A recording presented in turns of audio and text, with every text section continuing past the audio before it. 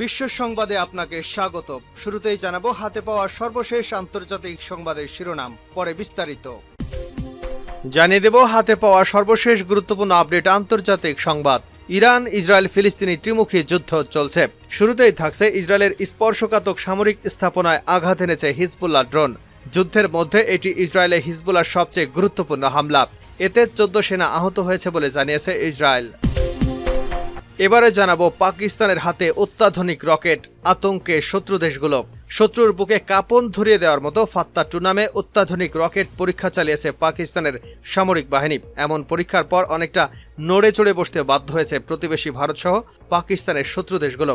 ফাত্তা-2 নামের এই রকেটটি 400 কিলোমিটার দূরের লক্ষ্যবস্তুতে সফলভাবে আঘাত হানতে সক্ষম। জানাবো যুদ্ধ শেষে গাজায় যে পরিকল্পনা করছে যুক্তরাষ্ট্র। এদিকে পশ্চিম আফ্রিকা দেশ নাইজেরিয়ায় মসজিদে বাইরে থেকে তালা আটকে দিয়ে পেট্রোল ঢেলে আগুন ধরিয়ে দিয়ে 11 মুসল্লিকে পুড়িয়ে হত্যা করা হয়েছে। এ ঘটনায় আহত হয়েছে আরো বহু মানুষ। ঘটনার সময় মুসল্লিরা ফজরের নামাজ আদায়ের জন্য মসজিদে জড়ো হয়েছিলেন। এবারে থাকছে ভারতের পশ্চিমবঙ্গে মালদহে বজ্রপাতে 11 জনের মৃত্যু হয়েছে। গতকাল বৃহস্পতিবার দুপুরে মালদহে বিভিন্ন এলাকায় এসব দুর্ঘটনা ঘটে। এবং সর্বশেষ জানাবো সিঙ্গাপুরের প্রধানমন্ত্রীর পদত্যাগ। সিঙ্গাপুরের প্রধানমন্ত্রী লি সিয়েন লুং পদত্যাগ করেছেন। দীর্ঘ 20 বছর ক্ষমতায় থাকার পর বুধবার রাতে পদত্যাগ করেন তিনি। এরপর লি আনুষ্ঠানিকভাবে উপপ্রধানমন্ত্রী এবং অর্থমন্ত্রী লরেন্স ওং এর হাতে ক্ষমতা হস্তান্তর করেন। এর মধ্য দিয়ে দেশটিতে দীর্ঘ এক রাজনৈতিক যুগের অবসান ঘটল। এতক্ষণ শিরোনাম শুনছিলেন, এবার বিস্তারিত। প্রিয় দর্শক, আপনি যদি এই চ্যানেলে নতুন হয়ে থাকেন, ভিডিওটি দেখতে দেখতে চ্যানেলটি সাবস্ক্রাইব করে আমাদের সঙ্গেই থাকুন। আর এই ভিডিও সম্পর্কে আপনি আপনার মূল্যবান মতামতটি কমেন্ট বক্সে জানিয়ে দিন। আর হ্যাঁ প্রিয় দর্শক, জানিয়ে দিন ভিডিওটি কোথা থেকে দেখছেন, আর ভিডিওটি শেয়ার করে বন্ধুদের মাঝে ছড়িয়ে দিন। ইসরায়েলের সামরিক স্থাপনায় ক্ষেপণাস্ত্র হামলা, হিজবুল্লাহর আহত 14। ইসরায়েলের স্পর্শকাতর সামরিক স্থাপনায় আঘাত এনেছে হিজবুল্লাহ ড্রোন। যুদ্ধের মধ্যে এটি ইসরায়েলে হিজবুল্লাহর সবচেয়ে গুরুত্বপূর্ণ হামলা। এতে 14 সেনা আহত হয়েছে বলে জানিয়েছে ইসরায়েল। বৃহস্পতিবার ইসরায়েলি সেনাবাহিনী এ তথ্য নিশ্চিত করেছে। খবর টাইমস অফ ইসরায়েলের প্রতিবেদনে বলা হয়েছে, বুধবার সন্ধ্যায় লেবানন ভিত্তিক সশস্ত্র সংগঠন হিজবুল্লাহ একটি বিস্ফোরক ড্রোন দিয়ে লেয়ার গ্যালালির একটি স্পর্শকাতর সামরিক স্থাপনায় হামলা চালাতে সক্ষম হয়েছে। ইসরায়েলের সেনাবাহিনী বলছে, আহত 6 সেনার অবস্থা গুরুতর। লেবানন থেকে বেদুইন গ্রাম আরব আল আরামসে অভিমুখে ছোড়া কয়েকটি ট্যাঙ্ক বিধ্বংসী ক্ষেপণাস্ত্র এবং ড্রোন চিহ্নিত করার পর সেগুলো যেখান থেকে ছোড়া হয়েছে সেই জায়গাতেই আঘাত হানা হয়েছে। হামলার বিষয়ে হিজবুল্লাহ দাবি করেছে, তারা ইসরায়েলি বিমান বাহিনীর একটি ঘাঁটিতে বিস্ফোরণবাহী ড্রোন নিক্ষেপ করেছে। সেখানে স্কাই ভিউ নামে পরিচিত একটি দৈত্যাকার ক্ষেপণাস্ত্র শনাক্তকারী ব্লিম পরিচালিত হয়। ঘাঁটিটি লেবানন সীমান্ত থেকে প্রায় 35 কিলোমিটার দূরে গোলানি জংশনের কাছে অবস্থিত।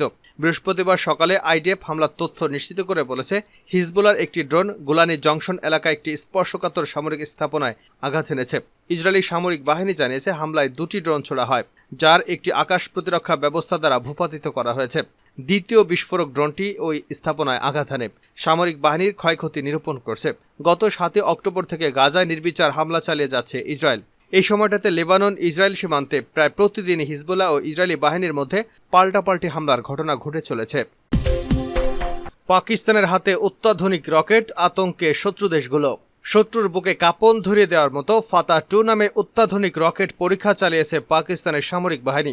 এমন পরীক্ষার পর অনেকটা নড়ে চড়ে বসতে বাধ্য হয়েছে প্রতিবেশী ভারতসহ পাকিস্তানের শত্রু দেশগুলো। ফাতা-2 নামের এই রকেটটি 400 কিলোমিটার দূরত্বে সফলভাবে আঘাত হানতে সক্ষম। দেশটির কর্মকর্তারা বলছেন, এই অস্ত্র পাকিস্তানের সামরিক শক্তিকে ঈর্ষণীয় পর্যায়ে নিয়ে যাবে। বৃহস্পতিবার এক প্রতিবেদনে এ তথ্য জানিয়েছে পাকিস্তানি সংবাদ মাধ্যম দ্য ডন। প্রতিবেদনে বলা হয়েছে, সফলভাবে ফাত্তা-2 গাইডেড রকেট সিস্টেম পরীক্ষামূলকভাবে উৎক্ষেপণ করেছে পাকিস্তানের সেনাবাহিনী। এই রকেট সিস্টেমের পাল্লা 400 কিলোমিটার। দক্ষিণ এশিয়ার পারমাণবিক শক্তিধর এই দেশটির এই রকেট সিস্টেম সেনাবাহিনীর সক্ষমতাকে উল্লেখযোগ্যভাবে আপগ্রেডেড করেছে।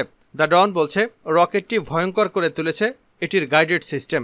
এর ফলে অস্ত্রটির ধ্বংসাত্মক ক্ষমতা এবং কার্যকারিতাও বৃদ্ধি পেয়েছে। গাইডেড প্রযুক্তির ফলে এই রকেটটি শত্রুর অ্যান্টি ব্যালিস্টিক মিসাইল সিস্টেমও এড়াতে সক্ষম বলে জানা গেছে। পরীক্ষার পরপরই ফাত্তা-2 রকেটটি পাকিস্তান সেনাবাহিনীর আর্টিলারি ডিভিশনে অন্তর্ভুক্ত করা হয়েছে। এখন থেকে এটি যুদ্ধে ব্যবহার করতে পারবে পাকিস্তান সেনাবাহিনী। যুদ্ধ শেষে গাজায় যে পরিকল্পনা করছে যুক্তরাষ্ট্র। ফিলিস্তিনের অবরুদ্ধ গাজা উপত্যকায় অভিযান চালাচ্ছে ইহুদিবাদী ইসরায়েল। দেশটির সেনাদের হামলায় ধ্বংসনগরীতে পরিণত হয়েছে গাজা। ইসরায়েলের হামলার নিন্দা জানিয়েছে বহু দেশ, তবুও হামলা অব্যাহত রেখেছে তারা। এবার উপত্যকায় যুদ্ধের পর নিজেদের পরিকল্পনা জানিয়েছে যুক্তরাষ্ট্র। বৃহস্পতিবার টাইমস অফ ইসরায়েল এক প্রতিবেদনে এ তথ্য জানায়। প্রতিবেদনে বলা হয়েছে, গাজায় যুদ্ধ শেষ হলে উপত্যকায় শান্তিরক্ষী বাহিনী মোতায়েনের পরিকল্পনা করছে যুক্তরাষ্ট্র।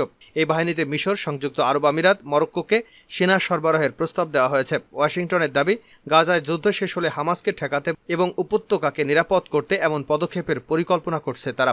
ব্রিটিশ সংবাদ মাধ্যম ফিনান্সিয়াল টাইমস এক প্রতিবেদনে বলা হয়েছে, ওয়াশিংটনের এই প্রস্তাবে মিশর, সংযুক্ত আরব আমিরাত এবং মরক্কো বিবেচনা করে দেখছে, তবে তারা এজন্য শর্ত দিয়েছে।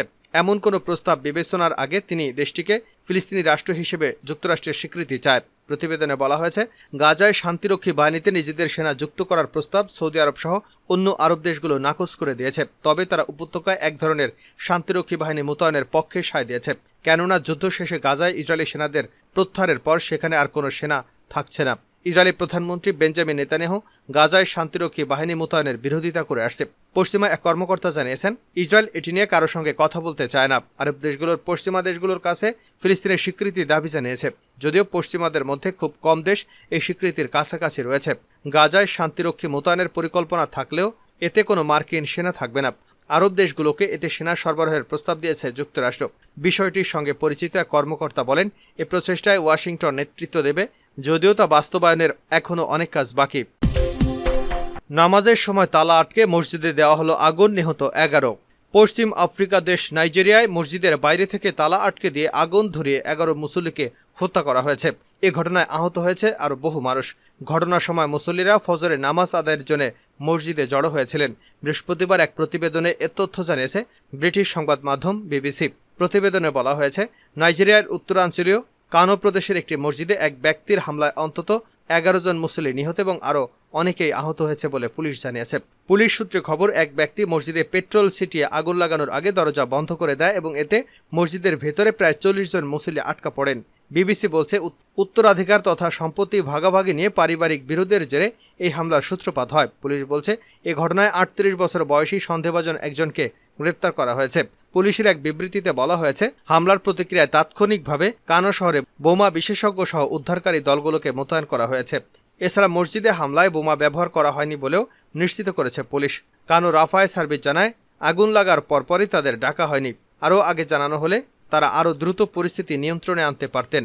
কানো ফায়ার সার্ভিসের মুখপাত্র সামিনু ইউসুফ বিবিসিকে বলেন, স্থানীয়রা আগুন নেভানোর পরেই তাদের জানানো হয়েছিল। পুলিশ বলছে, সম্পত্তির উত্তরাধিকার নিয়ে বিরোধের অংশ হিসেবে এ ঘটনার কথা স্বীকার করেছে সন্দেহভাজন ব্যক্তি। ওই ব্যক্তির দাবি, সে মসজিদের ভেতরে থাকা পরিবারের কয়েকজন সদস্যকে লক্ষ্য করে এ হামলা চালায়। ঘটনাস্থল পরিদর্শন করার পর স্থানীয় পুলিশ প্রধান উমর সান্দা সাংবাদিকদের বলেন, যা ঘটেছে তা কোনো সন্ত্রাসী কর্মকাণ্ড নয়, বরং এটি সম্পত্তির উত্তরাধিকার সংক্রান্ত বিরোধের জেরে হয়েছে। এ ঘটনায় আহত শিশুসহ অনেকেই এখনও হাসপাতালে চিকিৎসা নিচ্ছেন। সিঙ্গাপুরের প্রধানমন্ত্রীর পদত্যাগ। সিঙ্গাপুরের প্রধানমন্ত্রী লি সিয়েন লং পদত্যাগ করেছেন। দীর্ঘ 20 বছর ক্ষমতায় থাকার পর বুধবার রাতে পদত্যাগ করেন তিনি। এবার লি আনুষ্ঠানিকভাবে উপপ্রধানমন্ত্রী এবং অর্থমন্ত্রী লরেন্স ওং এর হাতে ক্ষমতা হস্তান্তর করেন। এর মধ্য দিয়ে দেশটিতে দীর্ঘ এক রাজনৈতিক যুগের অবসান ঘটল। খবর বিবিসির। ওই ব্রিটিশ সংবাদ মাধ্যম জানিয়েছে, 1965 সালে সিঙ্গাপুর স্বাধীন হওয়ার পর থেকে মাত্র 4 জন প্রধানমন্ত্রী পেয়েছে। 4 জনই ছিলেন পিপলস অ্যাকশন পার্টির প্রতিনিধি। সিঙ্গাপুরের প্রথম প্রধানমন্ত্রী ছিলেন লি সিয়েনের বাবা লি কুয়ান ইউ, যিনি 25 বছর ধরে দেশের নেতৃত্ব দিয়েছিলেন। তাকে আধুনিক সিঙ্গাপুরের প্রতিষ্ঠাতা বলা হয়। লি তার বাবা প্রধানমন্ত্রী থাকা অবস্থাতেই 1984 সালে রাজনীতিতে যোগ দেন। সিঙ্গাপুরের দ্বিতীয় প্রধানমন্ত্রী গো চোক তাং এর আমলে তিনি গুরুত্বপূর্ণ রাজনৈতিক দায়িত্ব পালন করেছিলেন। এরপর 2004 সালে লি প্রধানমন্ত্রীর দায়িত্ব নেন। রাজনীতিতে প্রথম বছরগুলোতে লি নানা পরীক্ষার মুখোমুখি হয়েছিলেন, তবে 2 দশক ক্ষমতায় থাকা অবস্থায় তিনি তার কাজ দিয়ে বেশ জনগণের উন্নয়ন করেছেন। তার নেতৃত্বেই সিঙ্গাপুরের অর্থনীতি সমৃদ্ধশালী হয়েছে। দেশটি বিশ্বব্যাপী একটি প্রধান অর্থনৈতিক এবং জনপ্রিয় ভ্রমণ কেন্দ্র হিসেবে পরিচিতি পেয়েছে। গত 2 দশকে জনপ্রতি জিডিপি দ্বিগুণের বেশি বেড়েছে। মন্দা, বিশ্বব্যাপী আর্থিক সংকট এবং কোভিড-19 সহ বিভিন্ন সংকটের মধ্য দিয়ে সিঙ্গাপুরকে সফলভাবে পরিচালনা করার জন্য লি এবং তার প্রশাসনের অবদান আছে। আন্তর্জাতিক ভূরাজনীতিতেও সফলতার স্বাক্ষর রেখেছে লি সিয়েন লং। আঞ্চলিক প্রতিযোগিতার মধ্যে তিনি যুক্তরাষ্ট্র ও চীনের সঙ্গে সম্পর্কের ভারসাম্য বজায় রাখতে সক্ষম হয়েছেন। লি এ সপ্তাহান্তে স্থানীয় সংবাদ মাধ্যমে প্রধানমন্ত্রী হিসেবে তার শেষ সাক্ষাৎকারে সিঙ্গাপুরের জনগণকে তাদের সমর্থনের জন্য ধন্যবাদ জানিয়েছেন। তিনি বলেছেন, কাজ করার চেষ্টা করেছেন তার নিজের মতো করে, যা তার বাবা এবং পূর্বসূরি গো চোক তাং এর থেকে আলাদা। বিশ্লেষকরা বলছেন, লি পরিবারের ছায়া থেকে দূরে সরে যাওয়ার কারণে সিঙ্গাপুরের রাজনৈতিক নেতৃত্বে নতুনভাবে বিকশিত হবে, যদিও লি সিয়েন লু এখনও ঊর্ধ্বতন মন্ত্রী হিসেবে মন্ত্রিসভায় থাকবেন।